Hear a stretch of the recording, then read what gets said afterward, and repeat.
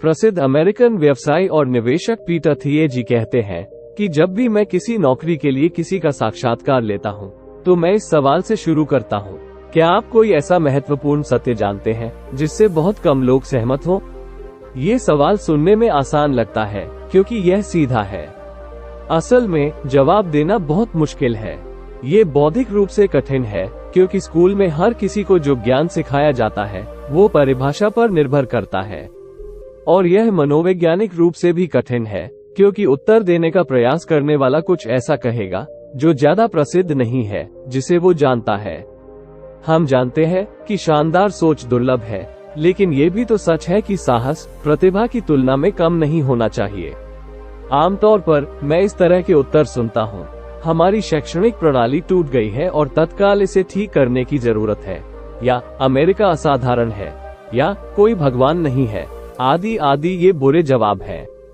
पहला और दूसरा कथन सत्य हो सकता है, लेकिन कई लोग पहले से ही उनके साथ सहमत हैं। तीसरा उत्तर बस एक परिचित बहस को एक तरफ ले जाता है। एक अच्छा जवाब निम्नलिखित रूप में हो सकता है, अधिकांश लोग X में विश्वास करते हैं, लेकिन सत्य X के विपरीत है। मैं इस वीडियो में बाद में अपना उत्तर दूंगा। इस विरोधाभासी प्रश्न का भविष्य के साथ क्या संबंध है? सबसे कम शब्दों में इसका अर्थ यह है कि भविष्य बस आने वाले सभी क्षणों का एक सेट मात्र है, लेकिन भविष्य को विशिष्ट और महत्वपूर्ण वो बनाता है जो कि अभी तक घटित नहीं हुआ है, बल्कि यह एक ऐसा समय होगा जब दुनिया आज से अलग दिखाई देगी। इसका मतलब है कि अगर हमारे समाज में अगले 100 वर्षों तक कुछ भी नहीं बदलता है, तो भविष्य 100 साल से अधिक दूर है। अगर अगले दशक में चीजें मूल रूप से बदलती हैं, तो भविष्य लगभग हाथ में है। कोई भी भविष्य की सटीक भविष्यवाणी नहीं कर सकता, लेकिन हम दो चीजें जानते हैं कि कुछ अलग होने जा रहा है, और यह आज की दुनिया का मूल है। विरोधाभासी प्रश्न के अधिकांश जवाब वर्तमान को देखने के विभिन्न तरीके हैं। अच्छे जवाब निकट हैं, क्योंकि हम भविष्य देखने वाले हैं। दोस्तों, अब हम बात करते हैं प्रगति के भविष्य के बारे में। जब हम भविष्य के बारे में सोचते हैं, तो हम प्रगति की उम्मीद करते हैं। वह प्रगति दो रूपों में होती है, क्षैतिज या हॉरिजॉन्टल प्रगति या व्यापक प्रगति का अर्थ उन चीजों की नकल बनाना है जो 1 से n तक काम करते हैं। क्षैतिज प्रगति की कल्पना करना आसान है क्योंकि हम पहले ही जानते हैं कि यह कैसा दिखता है। लंबवत या वर्टिकल प्रगति या गहन प्रगति का अर्थ है नई चीजें करना, जिसे 0 से 1 तक जाना कहते हैं। लंबवत प्रगति की कल्पना करना कठिन है क्योंकि इसे किसी और चीज की आवश्यकता होती है। यदि आप एक टाइपराइटर लेते हैं और वैसे ही 100 टाइपराइटर बनाते हैं, तो आपने क्षैतिज प्रगति की है। यदि आपके पास टाइपराइटर है और आप वर्ड प्रोसेसर बनाते हैं, तो आपने लंबवत प्रगति की है। मैक्रो स्तर पर क्षैतिज प्रगति के लिए एक शब्द है वैश्वीकरण। इसके अंतर्गत चीजें बनती एक जगह है और वे काम हर जगह करती हैं। चीन वैश्वीकरण का बेहतरीन उदाहरण है। इसकी 20 साल की योजना आज के अमेरिका की तरह बनना है। चीनी हर उस सामान या सेवा की नकल बना रहा है जो विकसित दुनिया में काम कर चुके हैं। 19वीं सदी के रेल मार्ग, 20वीं शताब्दी के एयर कंडीशनिंग और यहाँ तक कि पूरे शहर भी।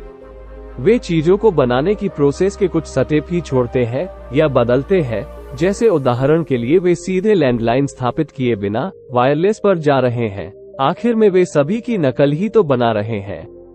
टेक्नोलॉजी वर्टिकल प्रगति 0 से 1 का बेहतरीन उदाहरण है। हाल के दशकों में सूचना प्रौद्योगिकी की तीव्र प्रगति ने सिलिकॉन वैली को सामान्य रूप से प्रौद्योगिकी की राजधानी बना दिया है, क्योंकि कंप्यूटर के लिए प्रौद्योगिकी सीमित होने का कोई कारण नहीं है। उचित रूप से समझने के लिए चीजों को बनाने का कोई भी नया और बेहतर तरीका तकनीक ही है। चूंकि वैश्वीकरण और तकनीक प्रगति के दो भिन्न तरीके हैं, इसलिए दोनों एक ही समय में या तो है या नहीं है।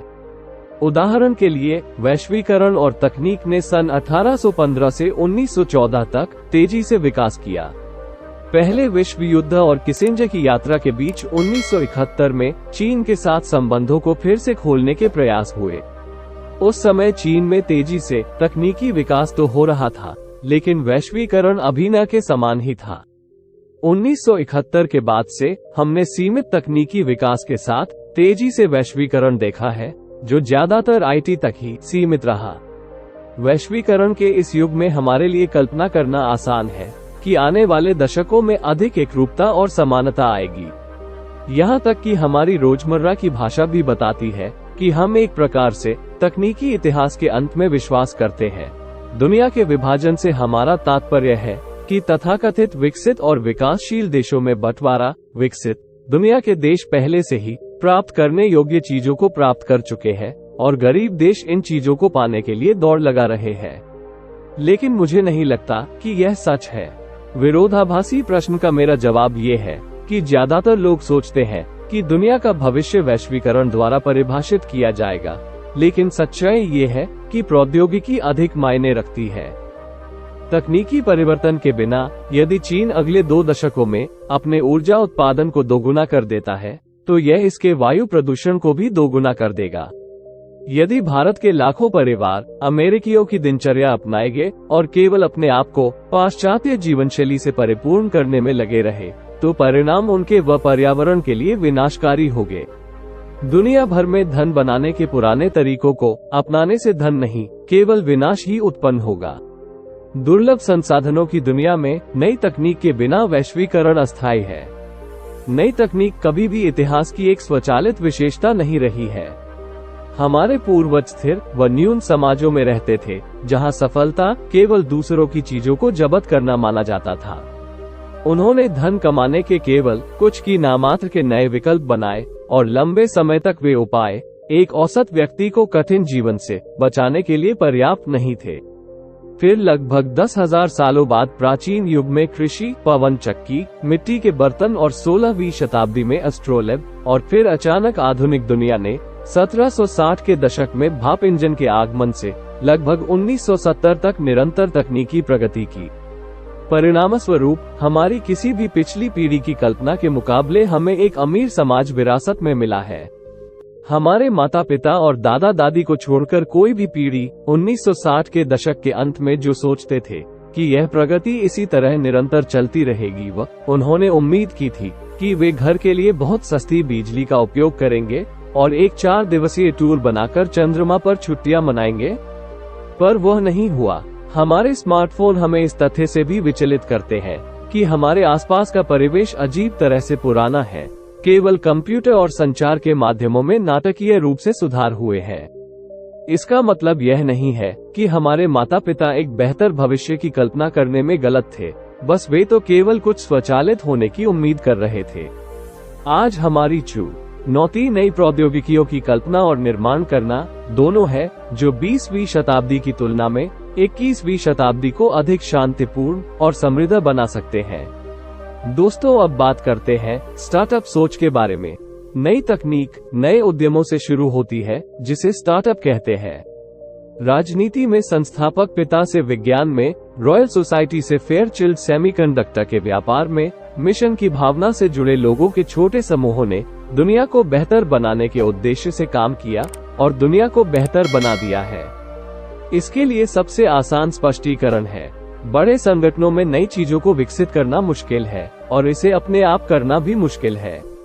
नौकरशाही पदानुक्रम धीरे धीरे बढ़ते हैं और लाभों को हानि से दूर रखते हैं। दूसरी तरफ एक अकेला प्रतिभावान इंसान कला या साहित्य के क्षेत्र को तो बढ़ा सकता है, लेकिन वह कभी भी पूरे उद्योग को नहीं बना सकता है। स्टार्टअप इस सिद्धांत पर काम करते हैं कि आपको सामान प्राप्त करने के लिए अन्य लोगों के साथ काम करने की जरूरत है, लेकिन आपको भी इतना छोटा रहने की आवश्यकता है ताकि आप वास्तव में वो काम कर सकें। सकारात्मक रूप से परिभाषित, स्टार्टअप उन लोगों का सबसे बड़ा समूह है जिन्हें आप एक अलग भविष्य के निर्माण की योजना के बारे में समझ सकते हैं। एक नई कंपनी की सबसे महत्वपूर्ण ताकत नई सोच है, जो अपने सहचरों को सोचने के लिए आवश्यक स्वतंत्रता प्रदान करती है।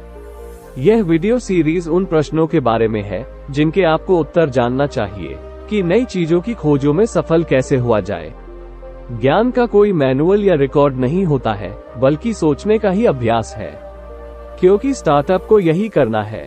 प्रश्नों से प्राप्त विचारों के माध्यम से व्यवसाय पर पुनर्विचार करना व उसमें आवश्यक बदलाव लाकर दुनिया के जीवन स्तर में बदलाव लाना। प्यारे दोस्तों, मुझे उम्मीद है कि आपको इस वीडियो से बहुत कुछ सीखने को मिला है। अंत में आपसे रिक्वेस्ट है कि कृपया वीडियो को लाइक, शेयर तथा यदि आप चैनल पर नए हैं तो चैनल को सब्सक्राइब कर लीजिए। ऐसे ही ज्ञानवर्धक वीडियोस आपको मिलते रहेंगे। आप सभी के इतने प्यार और सपोर्ट के लिए बहुत बहुत धन्यवाद।